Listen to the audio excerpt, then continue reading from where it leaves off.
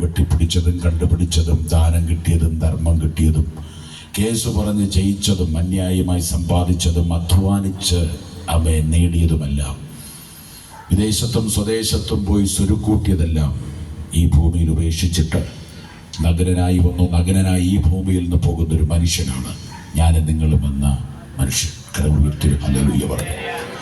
അവനിത് ഈ ലോകത്തിലെ സകല മനുഷ്യൻ്റെയും ചരിത്രമാണ്. ഈ മനുഷ്യ ജീവിതത്തിനകത്ത് അവൻ ഈ ഭൂമിയിൽ അവൻ നമ്മുടെ ജീവിതത്തിൽ ഏറ്റവും പരമപ്രധാനമായി നമ്മൾ വില കൽപ്പിക്കേണ്ട ഒരു ഭാഗമുണ്ട്. അത് നമ്മുടെ എല്ലാം ജീവിതത്തിനകത്ത് ദൈവം നമുക്ക് നൽകിയിരിക്കുന്ന ആത്മാവെന്ന് പറയുന്ന ഭാഗത്തിനാണ്. മനുഷ്യന് 3 അവസ്ഥയുണ്ട് എന്ന് തിരുവെഴുത്ത് നമ്മെ പഠിപ്പിക്കുന്നു. ദേഹം എന്ന് പറയുന്നൊരു ഭാഗമുണ്ട്, 2 ദേഹി എന്ന് പറയുന്നൊരു ഭാഗമുണ്ട്, 3 ആത്മാവ് എന്ന് പറയുന്നൊരു ഭാഗമുണ്ട്. ദേഹം നിങ്ങൾ എൻ്റെ ദേഹത്തെ കാണുന്നു, ഞാൻ നിങ്ങളുടെ ദേഹത്തെ കാണുന്നു, ഇല്ലേ?